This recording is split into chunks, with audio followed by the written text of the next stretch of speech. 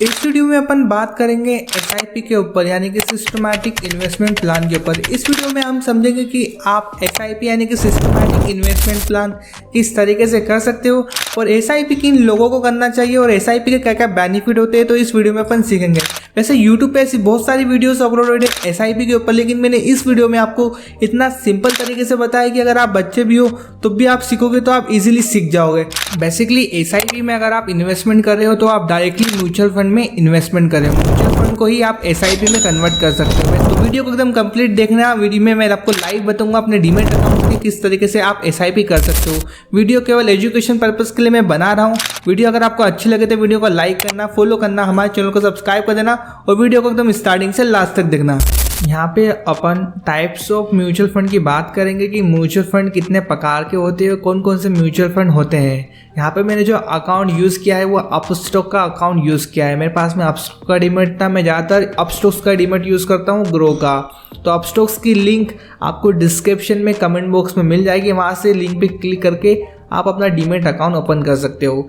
Basically जो यहाँ पे अगर आप म्यूचुअल फंड की बात करो तो मैंने म्यूचुअल फंड का सेगमेंट यहाँ पे ओपन किया है अपस्टॉक्स में, और यहाँ पे आप कैटेगरी दे सकते हो यहाँ पे कितने टाइप्स के म्यूचुअल फंड होते हैं। लेकिन यहाँ पे 3 कैटेगरी के मैं मेन म्यूचुअल फंड मानता हूँ।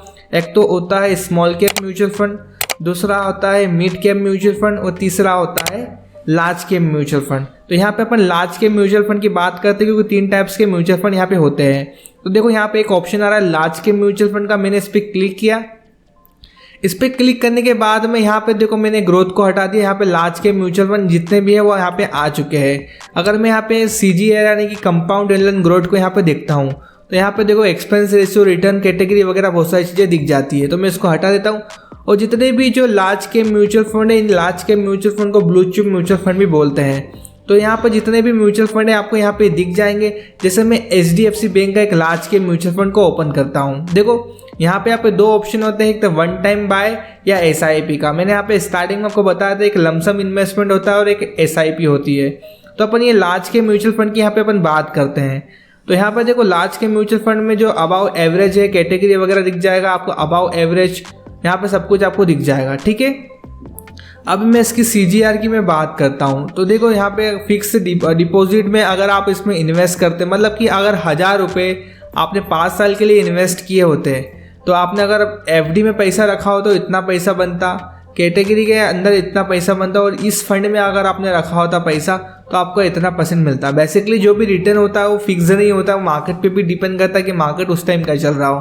तो यहाँ पे देख सकते हो आपको जो पैसा है वो यहाँ पे 96% इक्विटी में है और 3% यहाँ पे कैश में है, ठीक है। इसका एग्जिट लोट वगैरह आप देख सकते हो। मैं बेसिकली इसको प्रमोट नहीं कर रहा हूँ, बेसिकली मैं बता रहा हूँ। ये भी काफ़ी रिस्की मार्केट होता है एसआईपी में भी, क्योंकि आपको अगर मार्केट ने रिटर्न नहीं दिया तो आपको फंड जो है लॉस में भी दे सकता है, लेकिन लॉन्ग टर्म में बेनिफिट होता है।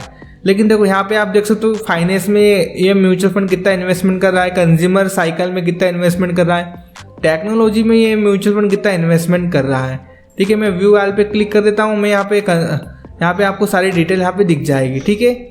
और यहाँ पे अगर यहाँ पे चीज़ें देख सकते हो, कितना टैक्स वगैरह यहाँ पे देख सकते हो, फंड मैनेजमेंट वगैरह कौन कर रहा है, एचडीएफसी कितना फंड मैनेजमेंट, रैंकिंग नंबर वगैरह आप यहाँ पे सब देख सकते हो। मतलब कि इसका कितने बाय कितना रिटर्न दिया है यहाँ पे सब कुछ देख सकते हो। यहाँ पे लॉन्च कितनी तारीख को हुआ था, लॉक इन पीरियड, इसमें कोई लॉक इन पीरियड नहीं। लॉक इन पीरियड का मतलब ये होता है कि आप पैसे इन्वेस्टमेंट करने के बाद में पैसा निकाल नहीं सकते कुछ साल के लिए, लेकिन इसमें कोई लॉक इन पीरियड नहीं। आपने आज इन्वेस्टमेंट किया कल निकाल सकते हो। इसका एनईवी दिख रहा है, नेट एसेट वैल्यू कितना चल रहा है, एओएम यानी कि एसेट अंडर मैनेजमेंट, मतलब कि ये जो फंड है कितना पैसा मैनेज कर रहा है, एक्सपेंस रेशो 1% है, और बहुत सारी यहाँ पे चीज़ें देख के आप इन्वेस्टमेंट कर सकते हो। और अगर आप यहाँ पे जाएंगे, ठीक है, अगर आप यहाँ पे जाते हो एक्सप्लोर फंड पे, अब यहाँ पे मैं बात करता हूँ कि आप यहाँ पे अपन मिड कैप म्यूचुअल फंड की बात करते हैं। मिड कैप म्यूचुअल फंड में basically mid cap mutual fund वो म्यूचुअल फंड होते हैं जो कि छोटी कंपनी होती है मीडियम लेवल की। लार्ज कैप में निफ्टी 50 का नाम सुना होगा आप, निफ्टी 50 में ब्लू चिप कंपनी आती है, जितनी भी बड़ी 50 कंपनी होती है वो निफ्टी 50 में आती है। अब अपन यहाँ पे मिड कैप म्यूचुअल फंड को फाइंड करते हैं। तो यहाँ पे मैंने मिड कैप म्यूचुअल फंड को देखा, तो मिड कैप म्यूचुअल फंड में भी यहाँ पे आपको चीज़ें दिख जाएगी। एक कोटक का आ रहा है, निपॉन का, एक्सिस का आ रहा है, मोतीलाल ओसवाल का, एसडीआई का आ रहा है, एसबीआई का आ रहा है। अपन यहाँ पे रिटर्न, बेसिकली आप रिटर्न के पीछे मत भागिएगा, आप यहाँ पे एक्सपेंस रेशो दिखेगा, कंपनी की ब्रांड वैल्यू दिखेगा, कंपनी रिटर्न कितना है वो दिखेगा। ठीक है, यहाँ पे रिटर्न के पीछे मत भागेगा आप, मतलब कौन सी म्यूचुअल फंड। यहाँ पे देखो, अगर SBI की बात करूँ तो SBI एक गवर्नमेंट बैंक है। ठीक है, यहाँ पे 3 साल की रिटर्न की बात करो तो 18% का रिटर्न आया। एक्सपेंस रेशो थोड़ा ज़्यादा होता है। ठीक है, यहाँ पे एवरेज, यहाँ पे रिटर्न कैटेगरी भी एवरेज है। अगर मैं यहाँ पे SBI की बात करता हूँ तो मैंने SBI का ओपन किया, यहाँ पे पूरी फंडामेंटल, यहाँ इसकी पूरी सब कुछ देख सकते हो आपकी। यहाँ पे CGR देख सकते हो आप क्या है, क्योंकि देखो मिड कैप जो होता है म्यूचुअल फंड काफ़ी रिस्की होता है। लार्ज कैप बेसिकली फंड कंपनियाँ कौन सी होती है, जैसे कि रिलायंस हो गया, टाटा स्टील हो गया, ये सब बड़ी बड़ी कंपनियाँ, जैसे TCS हो गया, HDFC बैंक हो, बड़ी कंपनियाँ हैं, तो ये लार्ज कैप में आती है। मिड कैप में नॉर्मल लेवल की कंपनियाँ आती है जिसका मार्केट कैपिटलाइजेशन मिड कैप में है। ठीक है, तो यहाँ पे मिड कैप में इक्विटी में इन्वेस्टमेंट हो रहा है, केस में और डेट में इन्वेस्टमेंट हो रहा है। ठीक है, ये फंड इतने मतलब इंडस्ट्रियल एरिया, हेल्थ केयर में इन्वेस्ट कर रहा है। ये जो हेल्थ केयर की कंपनियाँ वो चीज़ें में इन्वेस्टमेंट कर रहा है। ठीक है, तो ये है जो फंड है, ये मिड कैप फंड है। अगर अपन यहाँ पे लार्ज कैप फंड की बात करें, ठीक है, लार्ज कैप फंड भी यहाँ पे आप इनमें इन्वेस्टमेंट कर सकते हो। जैसे मैं ऑफिस होम पे जाऊँगा तो अब अपन यहाँ पे जाते हैं कि यहाँ पे अपन जाते हैं स्मॉल कैप फंड में। ठीक है, स्मॉल कैप फंड भी काफ़ी रिस्की होता है, क्योंकि देखो लार्ज कैप भी रिस्की होता है, स्मॉल कैप भी रिस्की होता है, मिड कैप भी रिस्की होता है।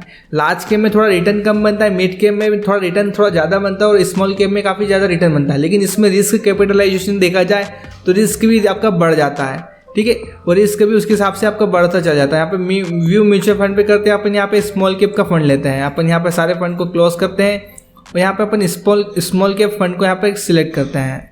अपन यहाँ पर देख सकते हैं सेक्टर वाइज यहाँ पे चीज़ें मिल जाएगी। अब यहाँ पे अपन ने देखा स्मॉल कैप फंड, तो यहाँ पे मेरे सामने जो भी स्मॉल कैप फंड जो टॉप पर रेटेड है वो आपके सामने यहाँ पे आ जाएंगे निकल के। यहाँ पे HDFC का स्मॉल कैप फंड आता है, SBI का आता है, यहाँ पे 20% का रिटर्न है, यहाँ पे CGR है, एक्सपेंस रेशो भी, बहुत सारी चीज़ें मैंने HDFC का ओपन किया है, आप यहाँ पे देख सकते हो।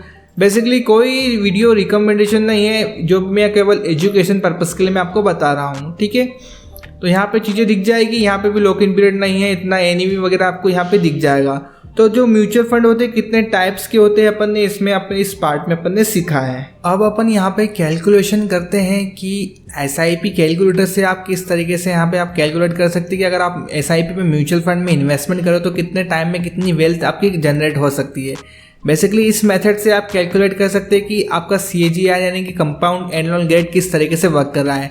तो यहाँ पे मैं SIP कैलकुलेटर का यहाँ पे इस्तेमाल कर रहा हूँ। यहाँ पे मेरे पास में अपस्टॉक्स का SIP कैलकुलेटर मैंने लॉगिन किया अपनी वेबसाइट पे। अगर आप अपस्टॉक्स में अकाउंट ओपन करना चाहते हो, डिस्क्रिप्शन में कमेंट बॉक्स में लिंक दिए, वहाँ से आप डीमेट अकाउंट ओपन कर सकते हो। तो यहाँ पे देखो मंथली SIP में अपन यहाँ पे सिलेक्ट करते हैं। बेसिकली मैं मान लेता हूँ आप यहाँ पे 100 रुपीज़ पर मंथ या फिर 1000 रुपीज़ पर मंथ यहाँ पे आप इन्वेस्ट कर रहे हो।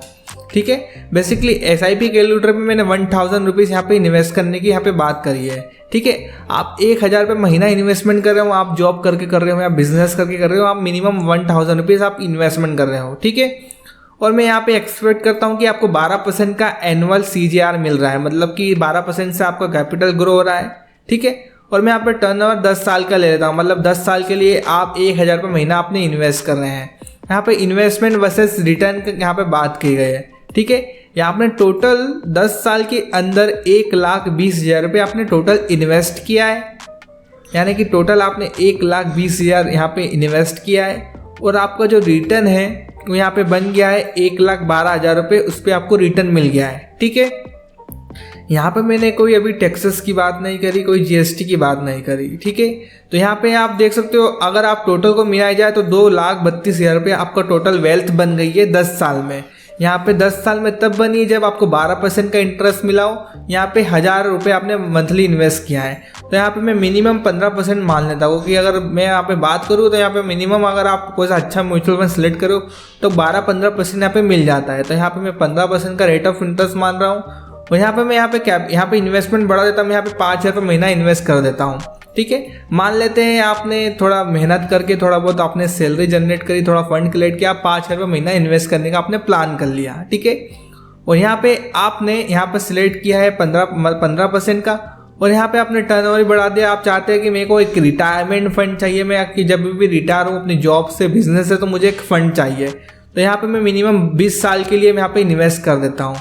ठीक है। यहाँ पे 20 साल के लिए कर सकते हैं या तो आप 25 साल के लिए भी आप कर सकते हैं। मैं अपन ने यहाँ पे 25 साल का टर्नओवर लिया। आप मान लो कि आप 25 साल की एज में हो अभी और आप चाहते हो कि मैं 50 साल में रिटायर हो जाऊँगा। यहाँ पे मैंने इन्फ्लेशन को यहाँ पे कोई एडजस्ट नहीं किया है, मैं आपको करेंटली बता रहा हूँ। आपने 5,000 रुपये महीना इन्वेस्ट किया, आपको इस पर जो रिटर्न मिला 15% का मिला और यहाँ पे आपने 25 साल तक इन्वेस्ट किया, तो आप यहाँ पे देखोगे कि आपने टोटल 15 लाख रुपए इन्वेस्ट किया है और उस पर आपको रिटर्न बन गया है 1,49,20,368। मतलब कि मान लेते हैं मोटा मोटा आपको यहाँ पे 1,40 लाख रुपए मिल गए हैं, टैक्सेस वगैरह काट दिया अपन ने।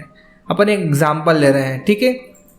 तो यहाँ पे 1,40 लाख मिले और आपके कैपिटल इनिशियल जो आपने इन्वेस्ट किया था और टोटल रिटर्न को मिला के आपके यहाँ पे 1,60 लाख रुपए का कैपिटल जनरेट हो रहा है। ये बेसिकली 25 साल बाद की बात कर रहा हूँ मैं, ठीक है। यहाँ अगर आपको इतना ही रेट ऑफ इंटरेस्ट मिलता चला गया और इतने ही आप कैपिटल इन्वेस्ट करते गए और आप धीरे धीरे एक्सपीरियंस होंगे, धीरे धीरे आपका बिजनेस बढ़ेगा तो आपका कैपिटल भी बढ़ेगा। और यहाँ पे एक और ऑप्शन आता है, यहाँ पे यहाँ पे आप अपना गोल सिलेक्ट कर लेते हैं। एग्जाम्पल के लिए यहाँ पे अपन ने गोल सिलेक्ट किया कि आपको 2 करोड़ रुपये चाहिए, यानी कि 2 करोड़ रुपये आपको चाहिए, ठीक है। आपने यहाँ पे सिलेक्ट कर लिया 2 करोड़ रुपये और आपको यहाँ पे इंटरेस्ट आपको 15% का ही सिलेक्ट कर लेते हैं। और आपको कब चाहिए पैसा, आपको चाहिए कि मैं जब 20 साल का होऊंगा तो 20 साल में मुझे इतना कैपिटल चाहिए, ठीक है। तो ये कैलकुलेटर ऑटोमेटिक डिटेक्ट करके बता देगा कि आपको इतने कैपिटल के लिए मंथली कितना इन्वेस्टमेंट करना होगा। तो ये दिखा रहा है you need to invest monthly achieve your goals. यहाँ पे 12,000 रुपये 12,900 इतना आपको मंथली इन्वेस्ट करना होगा, जब जाके आप इतना गोल को यहाँ पे अचीव कर लोगे। तो आप देख सकते हो इतना गोल यहाँ पे आपका अचीव हो जाएगा। तो इतना स्मार्ट कैलकुलेटर है। तो हमने SIP से सीखा कि आप SIP कैलकुलेटर से जरिए आप वेल्थ देख सकते हो कि कितने टाइम में आपको कितनी वेल्थ बन जाएगी। बेसिकली ये कोई फिक्स नहीं होता है, नंबर ऊपर नीचे हो जाता है। बेसिकली अगर मार्केट ने रिटर्न नहीं दिया तो भी होता, तो इसमें भी थोड़ा बहुत रिस्की गेम होता है। मैंने अपना अपस्टॉक का डीमैट आपके सामने ओपन किया और मैं इसमें आपको लाइव बताऊंगा कि अपनी SIP को किस तरीके से स्टार्ट कर सकते हो। मैं यहाँ पे आपके सामने कोई सा भी फंड यहाँ पे सिलेक्ट कर लूँगा। इसका मतलब ये नहीं कि आपको इस फंड में SIP करना है, मैं केवल एजुकेशन पर्पज़ के लिए आपको बता रहा हूँ। मैं केवल आपको बता रहा हूँ, सिखा रहा हूँ कि SIP किस तरीके से स्टार्ट होती है। यहाँ पे मैं केवल कोई सा भी फंड यहाँ पे सिलेक्ट करूँगा। तो मैंने यहाँ पे म्यूचुअल फंड पे क्लिक कर दिया, मैं बैक पे क्लिक कर दूंगा तो आपके सामने अपस्टॉक का यहाँ पे इंटरफेस आ जाएगा म्यूचुअल फंड वाला। तो यहाँ पे लास्ट में आपको 3-4 ऑप्शन दिखते हैं, एक तो स्टॉक्स का, म्यूचुअल फंड का, न्यूज़ेस का। तो अपन यहाँ पे म्यूचुअल फंड वाले सेगमेंट पे यहाँ पे चले जाएंगे तो म्यूचुअल फंड का सेगमेंट यहाँ पे आपके सामने ओपन हो जाएगा। तो यहाँ पे मैं आपको लाइव ऑटो पे सेट करके दिखाऊंगा, लाइव SIP करके दिखाऊंगा। तो यहाँ पे मेरे पास में बहुत सारे म्यूचुअल फंड यहाँ पे आपके सामने आ जाएंगे, लेकिन यहाँ पे मैं एक अमाउंट यहाँ पे एक म्यूचुअल फंड यूज़ करता हूँ। यहाँ पे मैं एक वाला म्यूचुअल फंड सिलेक्ट करता हूँ, ठीक है। बेसिकली एक निफ्टी का म्यूचुअल फंड है। यहाँ पे चीज़ें आपको दिख जाएगी, या तो आप अपने अनुसार भी म्यूचुअल फंड सिलेक्ट कर सकते हो। तो मैं यहाँ पे SBI का सिलेक्ट कर सकता हूँ। यहाँ पे लिख देता हूँ ICICI, ठीक है। तो मैं यहाँ पे ICICI का एक म्यूचुअल फंड है, मैं यहाँ पे एक blue chip mutual fund select करता हूँ। बेसिकली कोई रिकमेंडेशन नहीं है, मैं केवल एजुकेशन पर्पज़ के लिए बता रहा हूँ कि किस तरीके से SIP आप स्टार्ट कर सकते हो, ठीक है। तो यहाँ पे आपको चीज़ें दिख जाएगी, आपको CAGR दिख जाएगा। अगर 1,000 रुपये आपने 5 साल के लिए इन्वेस्ट किए थे तो FD में इतना बनता, इसमें इतना बनता और इसमें इतना बन जाता, ठीक है। ये लमसम की बात कर रहे हैं, लेकिन यहाँ पे अपन SIP स्टार्ट करने वाले हैं। तो मिनिमम यहाँ पे 100 रुपये से आप SIP स्टार्ट कर सकते हो, हाईएस्ट आप कितने भी कर सकते हो। NAV इतना चल रहा है, इसका अंडर मैनेजमेंट जो फंड है वो इतना करोड़ का है, एक्सपेंस रेशो वगैरह आपको यहाँ पे दिख जाएगा, ठीक है। अब अगर यहाँ पे 5-10 साल के लिए मंथली 100 रुपये इन्वेस्ट करोगे तो यहाँ पे आपको 10 साल बाद इतने आपका कैपिटल बन सकता है, ठीक है। मैं SIP पे क्लिक करूँगा। SIP के लिए मैं यहाँ पे मिनिमम बता रहा हूँ। देखो यहाँ पे मैं केवल सिखाने के लिए 100 रुपये सिलेक्ट कर रहा हूँ, ठीक है। आपको अपनी रिक्वायरमेंट के अनुसार आपको जितना भी करना चाहे कर सकते हैं। ये फंड को आपको बिल्कुल भी सिलेक्ट नहीं करना है, क्योंकि मैं केवल आपको बता रहा हूँ, ठीक है। मैंने 100 रुपीज़ यहाँ पे सिलेक्ट किए। 100 रुपीज़ सिलेक्ट करने के बाद में आपको यहाँ पे कंटिन्यू पे क्लिक करना है। कंटिन्यू पे क्लिक करने के बाद यहाँ पे लिखा है कंफर्म योर परचेसेस। यहाँ पे पहले बाय SIP होगी, फिर सेटअप SIP होगी, फिर आउट ऑफ पे होगा। मैं कंफर्म पे क्लिक करूँगा। कंफर्म पे क्लिक करने के बाद यहाँ पे आपको फटाफट से पेमेंट करना। आप UPI के थ्रू पेमेंट करना चाहते हो या गूगल पे के थ्रू या फ़ोन पे के थ्रू। मैं फ़ोन पे सिलेक्ट कर लेता हूँ, पे क्लिक कर लेता हूँ। थोड़ी देर के लिए मैं वीडियो को स्किप करूँगा। तो यहाँ पे मैंने 100 रुपीज़ पेमेंट कर दिया है।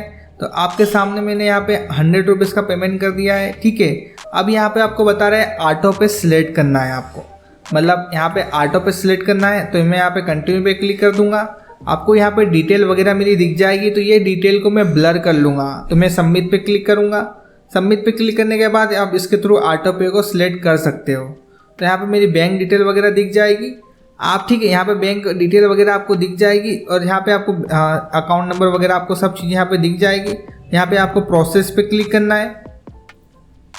तो यहाँ पे मैंने प्रोसेस पे क्लिक किया है और यहाँ पे प्रोसेसिंग हो रहा है। अब मुझे यहाँ पे अपना कार्ड नंबर, यहाँ पे CVV नंबर, मेक पेमेंट डाल देना है, ठीक है। यहाँ पे मुझे अपना कार्ड नंबर डाल देना है, यहाँ पे मंथली एक्सपायरी वगैरह डाल देना है, अपना कार्ड डिटेल यहाँ पे डाल देना है और मुझे यहाँ पे मेक अ पेमेंट पे क्लिक कर देना है, ठीक है।